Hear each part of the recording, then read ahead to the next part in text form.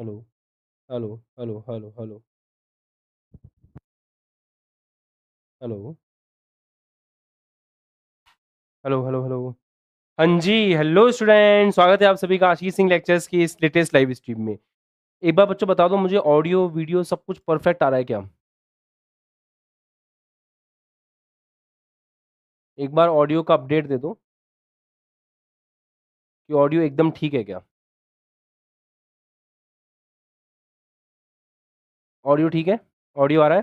Good evening, good evening, good evening, very very very good evening. तो बच्चों, हम लोग प्रकाश तरंग प्रकाशिकी के बारे में अध्ययन कर रहे थे लास्ट क्लास में। क्या आप लास्ट क्लास के लेक्चर को एक बार रिवाइज करके आए हैं? क्योंकि आज की क्लास में हम तरंगिकाओं का आगे का जो अध्ययन है वो शुरू करेंगे। तो उसके लिए पुराना थोड़ा सा पढ़ा होना आपका जरूरी है।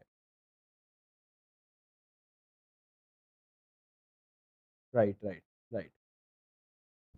Perfect. Everything is perfect. Audio बढ़िया आ रहा है। That's good.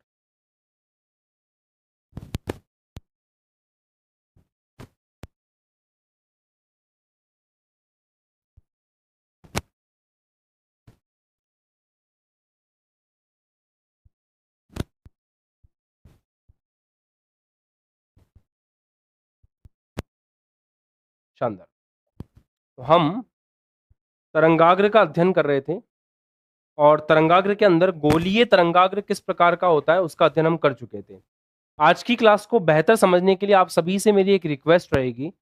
वो रिक्वेस्ट ये है कि आज की क्लास में आप लोग ना दो बातों को अच्छे समझना कि तरंगाग्र का मतलब होता है वो सभी पॉइंट जो एक साथ एक ही तल में होते हैं, एक साथ कंपन करते हैं। मतलब उनका कला बिल्कुल एक साथ होती है, सब एक साथ टॉप पे जाएंगे, एक साथ जीरो होंगे, एक साथ डाउन जाएंगे, फिर एक साथ जीरो होंगे। इस तरीके से चलते हैं ना। ठीक है। अब यहां पर अगर आपका स्रोत बिंदुवत है, मतलब इसको कह सकते हैं कि अगर आपका स्रोत पॉइंट सोर्स है,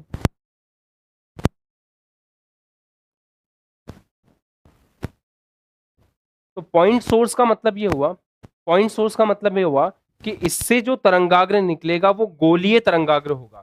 पहली बात। दूसरी बात, आपको इस बात को भी ध्यान रखना है कि तरंगाग्र जो होता है, जो सोर्स होता है, उससे जो प्रकाश संचरण की दिशा होती है, प्रकाश संचरण की दिशा के आपका तरंगाग्र 90 डिग्री पर होगा। मतलब जो प्रकाश संचरण की दिशा है, आपका तरंगाग्र उससे 90 डिग्री पर होगा। जो प्रकाश संचरण की दिशा है उससे आपका तरंगाग्र कितने पर होगा? 90 डिग्री पर होगा। राइट। हम्म। गुड। चलिए अब देखते हैं अपन दूसरे प्रकार का तरंगाग्र। इसको समझना भी बहुत ज्यादा जरूरी है। तो अब दूसरे प्रकार के तरंगाग्र को समझना शुरू करते हैं, जो कि है बेलनाकार तरंगाग्र।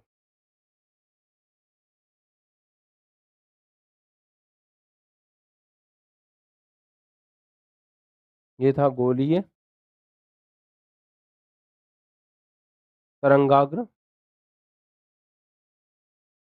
अब हम देखेंगे बेलनाकार तरंगाग्र। बेलनाकार तरंगाग्र कैसे स्रोत से उत्पन्न होता है इसको चेक करते हैं, है ना। आप लोगों के पास इंफॉर्मेशन टेलीग्राम ग्रुप में नहीं गई थी क्या? मैं एक बार टेलीग्राम ग्रुप में भी इंफॉर्मेशन भेज देता हूँ।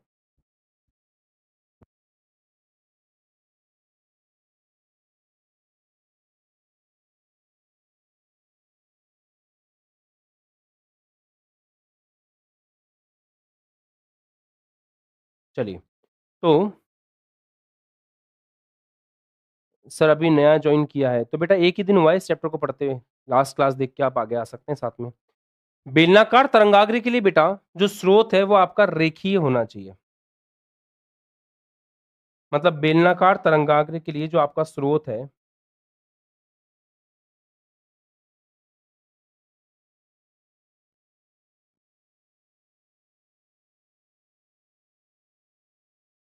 वो ऐसा होना चाहिए, इस प्रकार का। तो आपका जो स्रोत है वो इस प्रकार का बेलनाकार होना चाहिए, इस प्रकार का होना चाहिए, रेखीय। स्रोत जो है वो रेखीय होना चाहिए, सीधी लाइन होनी चाहिए। सोर्स है, दिख रहा है क्या? ठीक है। ये जो है ये सोर्स है। अब इससे जो तरंगाग्र बनेगा वो कैसा बनेगा? इससे तरंगाग्र ऐसा बनेगा, बेलनाकार।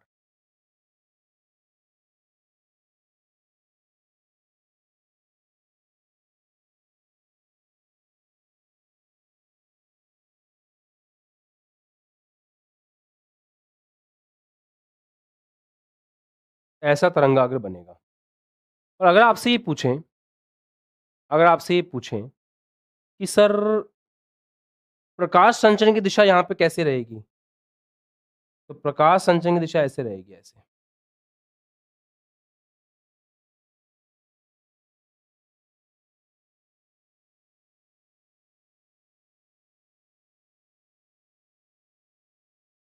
ये क्या हो गया?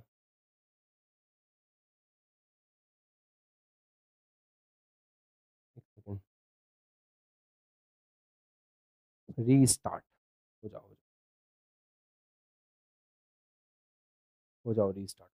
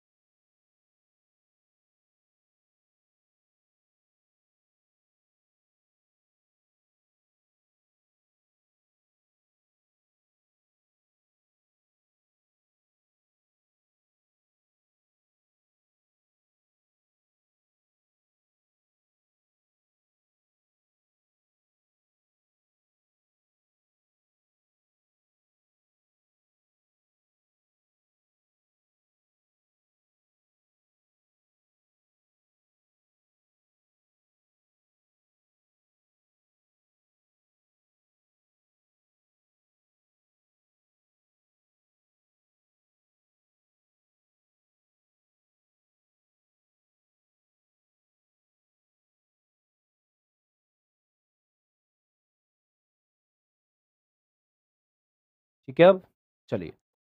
हाँ, तो हम बात कर रहे थे तरंगाग्र की।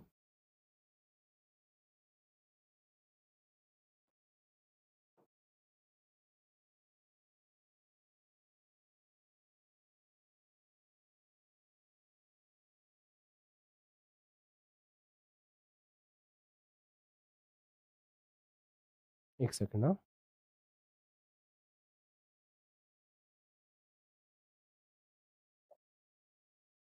चलिए, तो हम ये देख रहे थे कि आपका जो तरंगाग्र है, अगर तरंगाग्र की प्रकृति बेलनाकार चाहिए, मतलब तरंगाग्र की प्रकृति अगर आपको सिलेंड्रिकल चाहिए, तो सिलेंड्रिकल कैसे मिलेगी? यदि आप रेखीय प्रकाशिक स्रोत काम में लेंगे। रेखीय प्रकाशिक स्रोत मतलब आपका प्रकाशिक स्रोत ऐसा हो, रेखीय हो, इस टाइप का। तो अगर आपका प्रकाशिक स्रोत रेखीय हो इस टाइप का, ये स्रोत है एस, तो आपको बेलनाकार जो है, तो आपको बेलनाकार बेलनाकार तरंगाग्र प्राप्त होगा। बेलनाकार तरंगाग्र कैसा? इस प्रकार का तरंगाग्र प्राप्त होगा।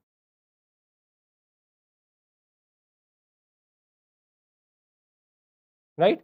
मतलब अगर इस प्रकार का प्रकाश स्रोत है तो एक बेलन बनेगा इसके चारों तरफ, और इस प्रकार का तरंगाग्र जो है वो आपको ऐसे केस में मिलेगा। ठीक है, चलिए। Now try to understand one more thing. यहाँ पे जो प्रकाश संचरण की दिशा है, मतलब जो प्रकाश जिस दिशा में संचित होगा, या जिसको आप कह सकते हैं प्रकाश जिस दिशा में जा रहा है, वो तरंगाग्र के लंबवत होता है। तो इस प्रकार से प्रकाश का संचरण होगा, और आप देख सकते हैं कि हर जगह आपको लंबवत वाला केस ही देखने को मिलेगा।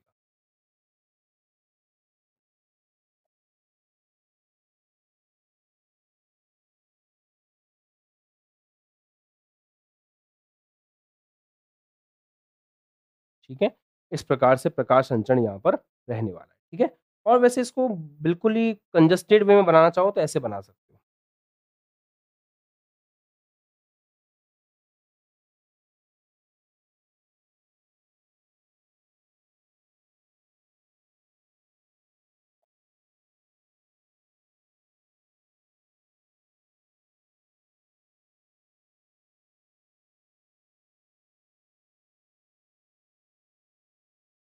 इस तरीके से, है ना?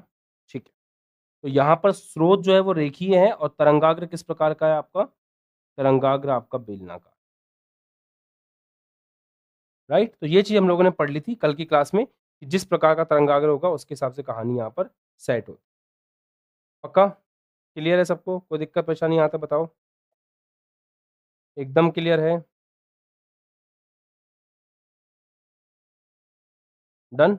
अब तीव्रता जो है वो किस प्रकार से बदलती है, इसको देखते हैं ना।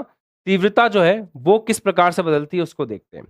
तो तीव्रता इस प्रकार से बदलती है, तीव्रता इस प्रकार से बदलती है कि आई जो है वो आर के व्युत्क्रमानुपाती होता है। अच्छा, ये ऑर्गेनिक की क्लास नहीं है तो तुम लोग बोलते सर ऑर्गेनिक पे फिर से किसी ने पनौती लगा दी। आर अगर ज्यादा है तो आई का मान कम होगा, ये तो बात समझ में भी आती है। पर आप ऐसे देखें कि यहाँ पर आर स्क्वायर के आई व्युत्क्रमानुपाती था कल की क्लास में, यहाँ पर आर के व्युत्क्रमानुपाती है। आर स्क्वायर के व्युत्क्रमानुपाती नहीं है, यहाँ पर किसके व्युत्क्रमानुपाती है? आर के व्युत्क्रमानुपाती है। तो इस प्रकार से आप देख सकते हैं, ये हो गया आपका दूसरा बेलनाकार, या फिर पहला हो गया गोलीय और दूसरा हो गया बेलनाकार। डन। चलो, अब तीसरा प्रकार देखते हैं, समतल। देखो, समतल में एक कहानी है छोटी सी, उसको सुनो ध्यान से। जैसे ये सोर्स है,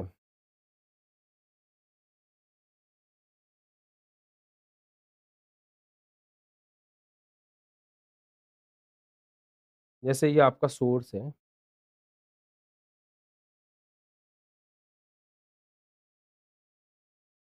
इस सोर्स से ये एक तरंगाग्र आया इस प्रकार से, गोलीय तरंगाग्र। दूसरा गोलीय तरंगाग्र, मैं बनाता जा रहा हूं, आप देखते जाओ, है ना? दूसरा गोलीय तरंगाग्र, फिर आया एक तीसरा गोलीय तरंगाग्र,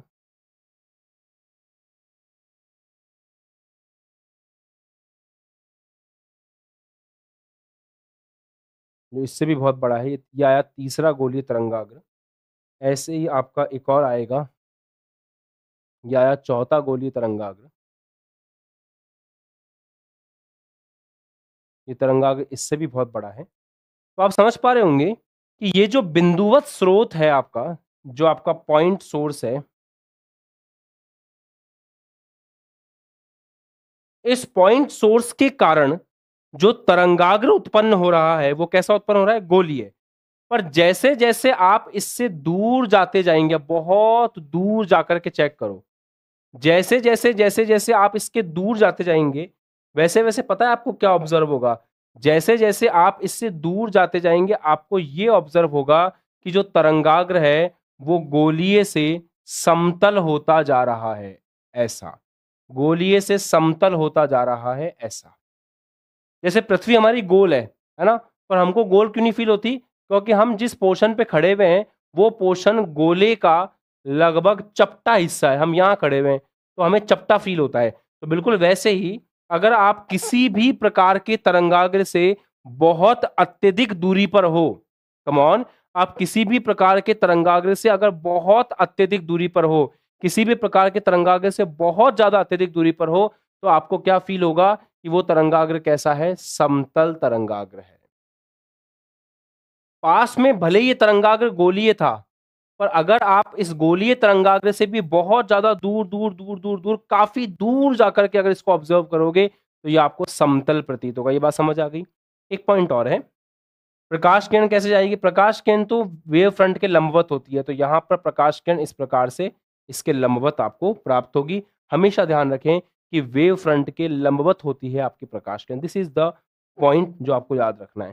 तो चलो समतल के अंदर अपन अपना पॉइंट मेंशन करते हैं। समतल में हमारा पॉइंट किस प्रकार का होने वाला है? विस्तृत या अत्यधिक दूरी पर स्थित स्रोत। विस्तृत या विस्तृत या अत्यधिक दूरी पर, विस्तृत या अत्यधिक दूरी पर, अत्यधिक दूरी पर स्थित स्रोत। विस्तृत या अत्यधिक दूरी पर स्थित स्रोत। विस्तृत या अत्यधिक दूरी पर स्थित स्रोत। तरंगाग्र का चित्र कैसा बनेगा? देखो, हाँ एक बात का ध्यान रखना, अगर आप बहुत दूरी पर हो तो इस बात से फर्क बिल्कुल नहीं पड़ता। कमान समझ रहे हो ना? अगर आप बहुत दूरी पर हो तो इस बात से कोई फर्क नहीं पड़ता। अगर आप बहुत दूरी पर हो तो इस बात से फर्क नहीं पड़ता कि स्रोत कैसा है। अगर आप बहुत दूरी पर हो तो किसी भी प्रकार का हो, वेव फ्रंट आपका किसी प्रकार का हो, आपको लास्ट में जाके कैसा प्रतीत होगा? समतल प्रतीत होगा।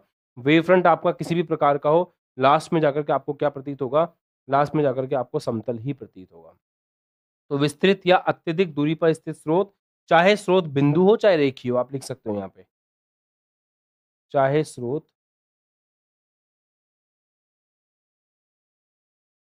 बिंदु हो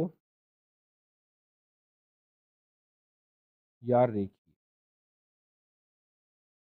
ठीक है, क्लियर है बेटा? बताओ कमेंट सेक्शन में। बहुत दूरी पर जाकर के चेक करना रहेगा। ओके, और किस प्रकार का बनेगा ये तरंगाग्र? ये ऐसा, ये ऐसा रहेगा, समतल तरंगाग्र। समतल है, समतल तरंगाग्र।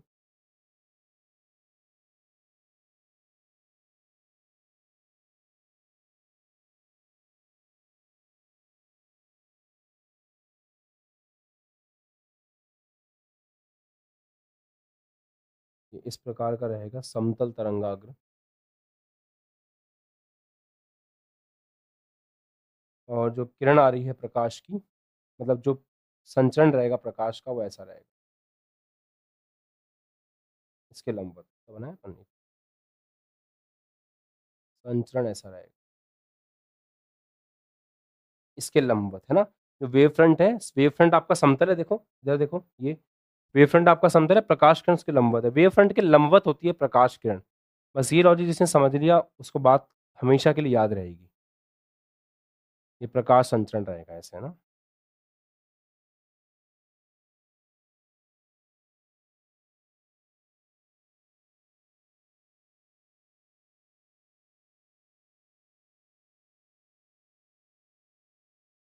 ये ऐसे प्रकाश संचरण रहेगा। तो ये है तरंगाग्र और ये है प्रकाश संचरण की दिशा।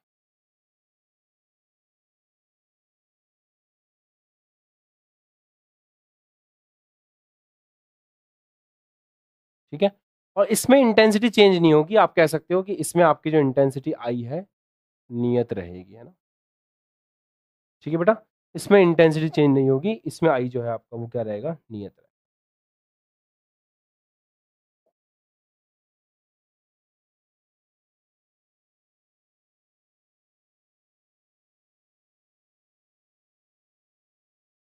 ठीक है, कोई दिक्कत परेशानी किसी को नहीं है? चलो अब मजेदार चीज सीखेंगे।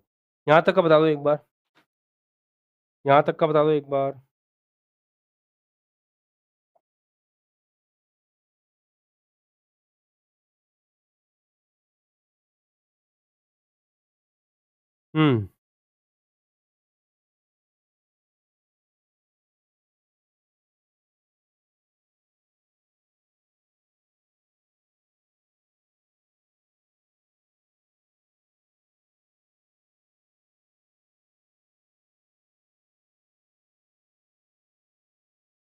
क्लियर है?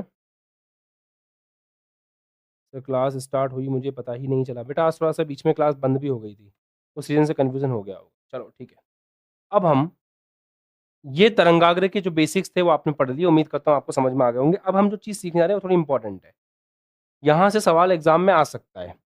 अब हम हाइगन के सिद्धांत, नियत कैसे, ये तो फैक्ट बता रहा हूं मैं आपको, ये तो एक्स्ट्रा चीजें हैं, इसका कोई प्रूफ प्रूफ कुछ नहीं है आपके कोर्स में, ये तो एक्स्ट्रा बता रहा हूं ताकि अगर कुछ बोर्ड्स में 1 1 मार्क के सवाल कभी कभी आ जाते हैं इन कंसेप्ट से रिलेटेड, तो मैं ऐसी एक्स्ट्रा बात बता रहा हूँ, इसको इतना दिल पे नहीं लेना है, ठीक है? दिल पे लेने लायक बातें ऑलरेडी मैंने आपको बताई दी हैं। ठीक है ठीक है ठीक है, चलो चलो आगे बढ़ते हैं, आगे बढ़ते हैं, आगे बढ़ते हैं। वैसे आज टाइम किल हो गया है, बीच में दिक्कत होने के कारण। चलो अब हम हाइगन के सिद्धांत के अनुसार या हाइगन के सिद्धांत से, जो हमारा हाइगन भाई साहब है, उस हाइगन के सिद्धांत के आधार पे परावर्तन की व्याख्या करेंगे। तो अब हाइगन के सिद्धांत से, हाइगन के सिद्धांत से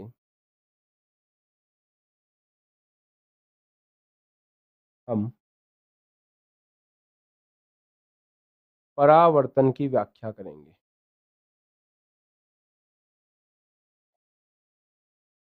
ठीक है, हाइगन के सिद्धांत से, अब जो हाइगन का सिद्धांत है उस हाइगन के सिद्धांत से हम परावर्तन की व्याख्या करेंगे। चलो शुरू करते हैं। तो हाइगन के सिद्धांत से हम परावर्तन की व्याख्या करेंगे। Let's start. तो हाइगन के सिद्धांत से अगर परावर्तन की व्याख्या की जाए,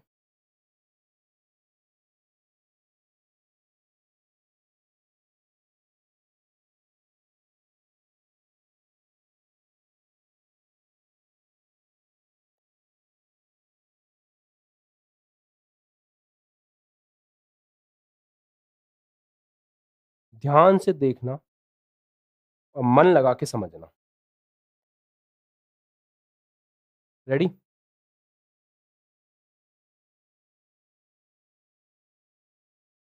नाउ फोकस।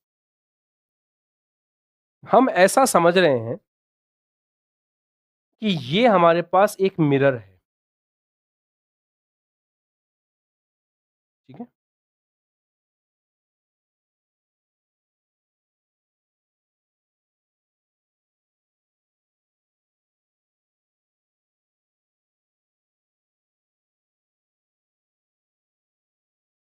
जहां से प्रकाश का क्या होता है, अपवर्तन, परावर्तन होता है, रिफ्लेक्शन होता है, आता है टकरा के वापस जाता है। तो प्रकाश किस रूप में चलता है? सर प्रकाश तो हाइगन के सिद्धांत के अनुसार जो प्रकाश है वो तो तरंगाग्र के रूप में चलता है। तो मान लेते हैं एक तरंगाग्र आपतित हुआ और ऐसा था आपका आपतित तरंगाग्र, ये है आपतित तरंगाग्र। कौन है ये? ये है आपतित तरंगाग्र, ध्यान रखना, ये तरंगाग्र आपतित हुआ है। ये कौन आपतित हुआ है? ये तरंगाग्र आपतित हुआ है। ये कौन है? ये तरंगाग्र आपतित हुआ है, ए बी, ए बी। तो ये है आपका आपतित तरंगाग्र, ये है आपतित तरंगाग्र। सबसे पहले आराम आराम से समझो, ये ऐसा एक तरंगाग्र आकर के आपतित हुआ है, ऐसा एक तरंगाग्र आकर के आपतित हुआ है। तरंगाग्र के लंबवत होता है प्रकाश। तो देखो इस तरंगाग्र के लंबवत ये है प्रकाश, इस तरंगाग्र के लंबवत है ये प्रकाश, ठीक है? तो प्रकाश किरण आपको समझ में आनी चाहिए कि भाई प्रकाश किरण किस प्रकार से आ रही है। ये सबसे इंपॉर्टेंट टॉपिक है और यहां से सवाल एग्जाम में आने के चांस भी बहुत ज्यादा है। हेलो, मैं क्या बोल रहा हूं? मैं बोल रहा हूं ये सबसे इंपॉर्टेंट टॉपिक है और यहाँ से एग्जाम में सवाल आने के चांसेस भी बहुत ज़्यादा हैं। तो आपको बहुत ज़्यादा मेरे साथ इस टॉपिक पे फोकस करके पढ़ना है, ठीक है? हाँ, तरंगाग्र के रूप में देख रहे हैं अपन, तरंगाग्र के रूप में देख रहे हैं अपन, तरंगाग्र के रूप में देख रहे हैं।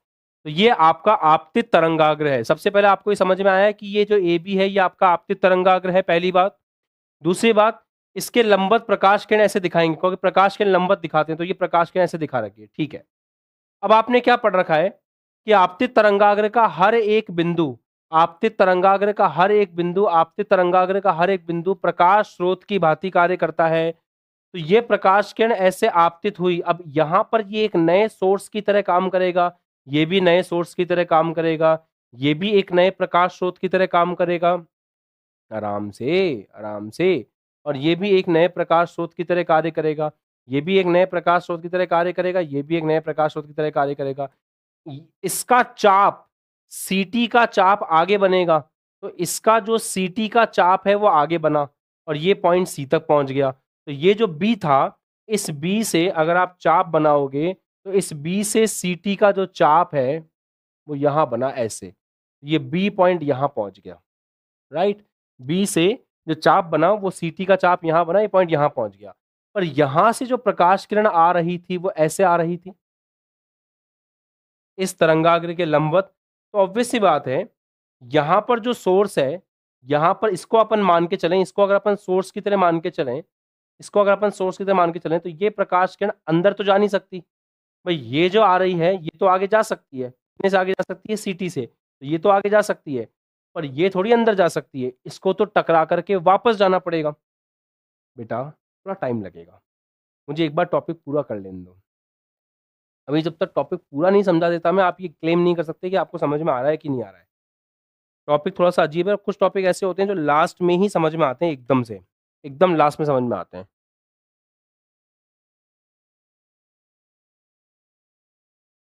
थोड़ा तो इंतजार करो, है ना, थोड़ा इंतजार करो, ठीक है, थोड़ा इंतजार करो। तरंगाग्र को पहचानो पहले।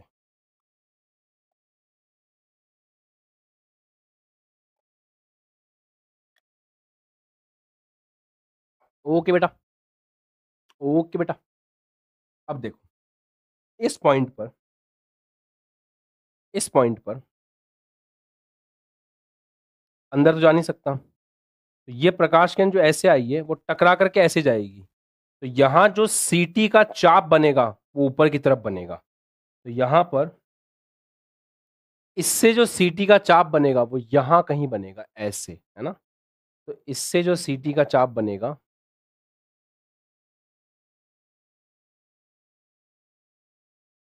वो ऐसे बनेगा। अब नया वाला तरंगाग्र क्या होगा, नया वाला तरंगाग्र होता है उभयनिष्ठ, उभयनिष्ठ स्पर्शीय रेखा।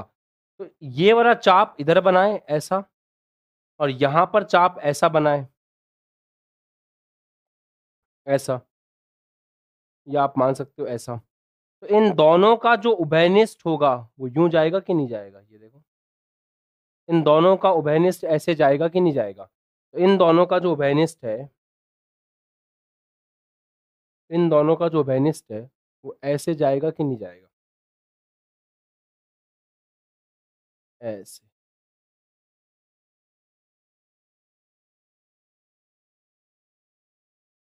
तो ये होगा परावर्तित तरंगाग्र, ये होगा परावर्तित तरंगाग्र। कोई बात नहीं, मैं तुमसे एक्सपेक्ट भी नहीं कर रहा कि एक बार में तुम्हें समझ में आ जाए, थोड़ा सा सब्र रखो, मैं तुम्हारे साथ हूं, समझा के ही जाऊंगा, है ना। थोड़ा सा सब्र रखो, I am with you, I will explain you fully, पूरा समझा के ही जाऊंगा, डोंट वरी। वापस देखें, चलो वापस देखते हैं। बेटा इस टॉपिक की इतनी भी वैल्यू नहीं है कि तुम्हें मेरे समझाने के बाद समझ ना आए, तो तुम घबराओ मत, समझ में तो तुम्हें ये आके ही रहेगा। हो सकता है 5-10 मिनट लग जाए बस, इससे ज़्यादा कुछ नहीं है। अब मैं तुम्हें थोड़ी डिफरेंट स्टाइल से समझाने की कोशिश करता हूँ, ठीक है, चलो। अब मैं तुम्हें थोड़ा डिफरेंट स्टाइल से समझाने की कोशिश करता हूँ। आ गया तो अच्छी बात है, नहीं आया तो वापस देखो। हम अभी जो भी व्याख्या कर रहे हैं वो पूरी व्याख्या किस हिसाब से कर रहे हैं, तरंगाग्र के हिसाब से। हम जो पूरी की पूरी कंप्लीट व्याख्या कर रहे हैं वो किसके हिसाब से कर रहे हैं, वेव फ्रंट के हिसाब से कर रहे हैं। तो उसको समझते हैं। ये आपका मिरर है,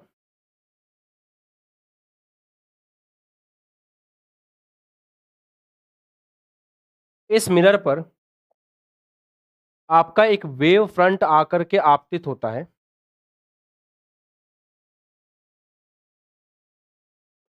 और इस मिरर पे मान लेते हैं ऐसे एक वेव फ्रंट आकर के आपतित हुआ, ए बी, राइट।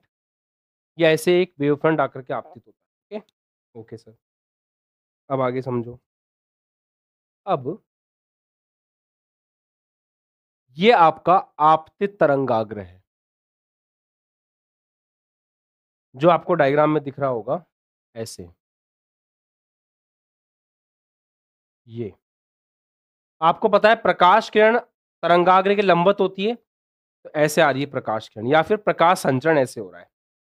अब यहां पर, अब ये जो नया तरंगाग्र बना है आपका, अब जब अगला तरंगाग्र बनाओगे तो इस तरंगाग्र के सारे पॉइंट सोर्स की तरह काम करेंगे। तो यहां से जो प्रकाश किरण आई है वो अंदर तो जा नहीं सकती, तो इस पॉइंट से टकरा करके उसको वापस जाना पड़ेगा, क्योंकि यहाँ पे मिरर आ चुका है। पर ये वाला पॉइंट तो आगे जा सकता है ना, ये वाला पॉइंट इस तरफ जाएगा, मतलब इस प्रकाश, यहां से प्रकाश ऐसे इधर जाएगा और यहां से प्रकाश ऐसे इधर जाएगा। क्यों? क्योंकि ये अभी मिरर से टकराया नहीं है, और ये मिरर से टकरा चुका है, हमने पोजीशन ही ऐसी ली है। ठीक है, ये इस तरफ कितना आगे जाएगा, सी टी, और ये इस तरफ कितना आगे जाएगा, सी टी। तो ये यहां होगा और ये यहां होगा। नया वाला तरंगाग्र ऑब्वियस सी बात है इन दोनों को मिलाने से बनने वाला है। तो ये सी टी से, कम ऑन, हेलो, जैसे यहां से इसके लंबवत प्रकाश अगर ऐसे आया था तो वो ऐसे जाएगा, यहां पहुंचेगा, और उतनी देर में ये जो है ये यहां पहुंचेगा। तो नया वाला जो तरंगाग्र बनेगा वो ये बनेगा नया तरंगाग्र, ये बनेगा परावर्तित तरंगाग्र, लिखा हुआ भी है यहाँ पे, ये बनेगा परावर्तित तरंगाग्र। नॉर्मल के साथ में इसका एंगल आई और इसका एंगल आर होगा। यहाँ पे ये एंगल आई है तो ये एंगल भी आई होगा, ये एंगल आर होगा, क्योंकि इसका जो एंगल है वो आर होने वाला है, आपतित वाले का एंगल आर होने वाला है, और परावर्तित का एंगल जो है वो आर होने वाला है। तो एंगल आई एंगल आर जो है तो मैथमेटिक्स का पार्ट है, वो आपको समझ में आ सकता है। ठीक है, ठीक है, ठीक है, ठीक है, यहाँ तक लिख दो जी गुरुजी मक्खन, फिर आगे बढ़ेंगे। यहाँ तक बताओ समझ में आ गया? कि अगर आ गया है तो लिख दो जी गुरुजी मक्खन।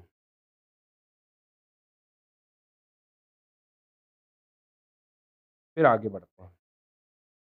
मैंने वैसे पढ़ा रखा था अपने कौन से बच्चों को, जेई वाले बच्चों को, कि इंक्लाइंड हॉरिजॉन्टल के साथ जो एंगल बनाता है, नॉर्मल वर्टिकल के साथ वही एंगल बनाता है, इसलिए दोनों एंगल बराबर हैं।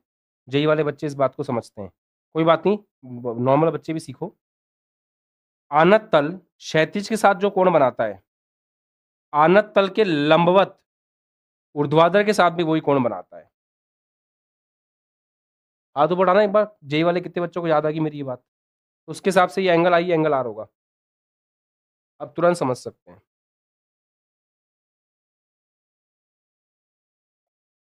बहुत बढ़िया बेटा, बहुत बढ़िया। अब दो ट्राइंगल पे विचार करेंगे, ट्राइंगल ए बी सी और ए सी ई। ट्राइंगल ए बी सी और ट्राइंगल ए सी ई, इन दो ट्राइंगल्स को आप घूर घूर के देखो, जितना घूर के देख सकते हो। चलो शुरू करते हैं। A B C, hello hello hello, A B C, ये वाला ट्राइंगल,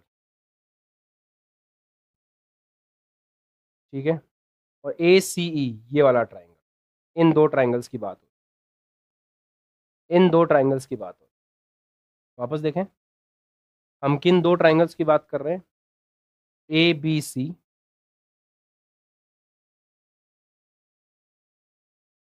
ट्राइंगल ए बी सी,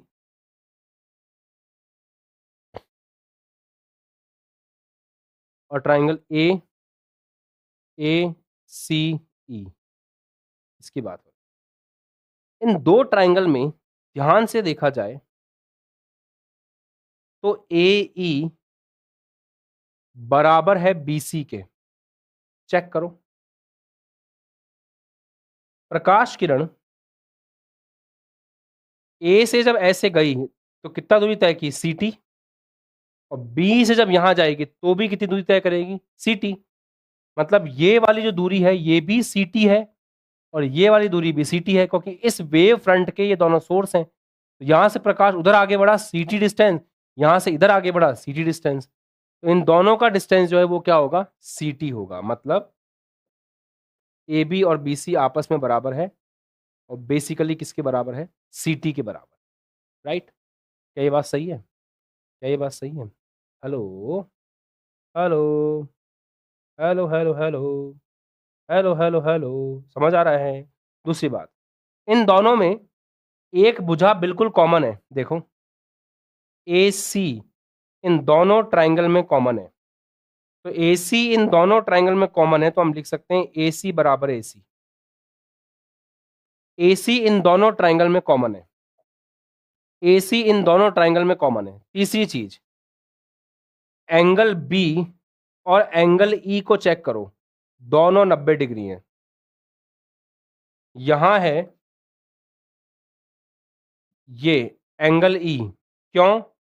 तरंगाग्र और प्रकाश किरण के बीच का एंगल 90 डिग्री होता है, तो यह एंगल 90 डिग्री होगा। और एंगल B, तरंगाग्र और प्रकाश किरण के बीच का एंगल 90 डिग्री होता है, तो एंगल B ये भी 90 डिग्री है। तो एंगल B भी आपका 90 डिग्री है और एंगल E भी जो है वो आपका 90 डिग्री है। तो दोनों के अंदर दो एंगल क्या हो गए, 90 डिग्री हो गए। मतलब अगर तीन चीजें ऐसे बराबर बैठ जाएं, इसका मतलब दोनों एक दूसरे के सर्वांगसम त्रिभुज हैं। अब दोनों अगर एक दूसरे के सर्वांगसम हैं तो फिर अतः दोनों एक दूसरे के सर्वांगसम हैं, अतः एंगल I जो है वो एंगल R के बराबर होगा। दोनों एक दूसरे के सर्वांगसम हैं, तो एंगल I जो है वो एंगल R के बराबर होगा। अब तो ये एंगल भी आपस में बराबर होंगे, है ना? एंगल बुझा बुझा, ASS कहते हैं इसको। तो यहां पर जो आप देख सकते हो, SAS कहते हैं इसको। तो यहाँ पे आप देख सकते हो SAS कहते हैं इसको। आप देख सकते हो कि angle I is equal to angle R। मतलब ये चीज क्या है, यही तो है परावर्तन का नियम।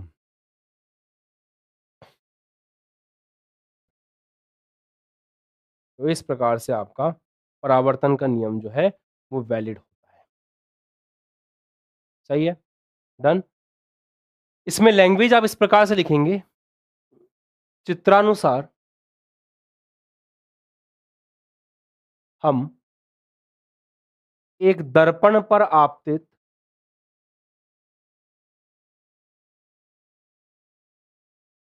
तरंगाग्र AB के परावर्तन पर विचार करते हैं।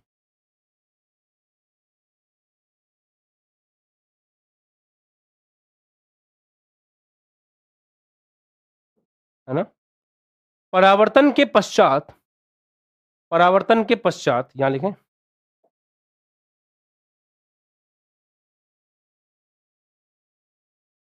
परावर्तन के पश्चात परावर्तन के पश्चात परावर्तित तरंगाग्र चित्रानुसार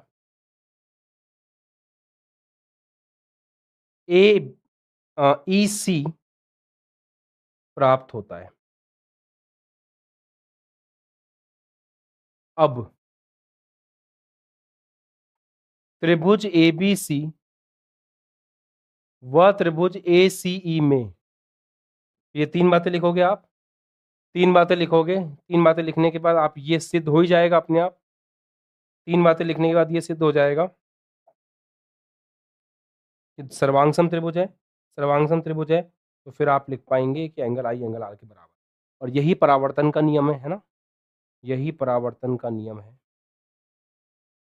अतः हाइगन के सिद्धांत से परावर्तन की व्याख्या संपूर्ण होती है। ऐसे लैंग्वेज लिखना होता है। और एक बात का ध्यान रखें, ये जो दिख रहा है ना आपको, ये जो कबूतर बीच में दिख रहा है, सबसे ज्यादा नंबर इसी के हैं। इस डायग्राम के ही सबसे ज्यादा नंबर है। ध्यान रखना कि एग्जाम में 100% इस तरह का सवाल आने के चांसेस हैं।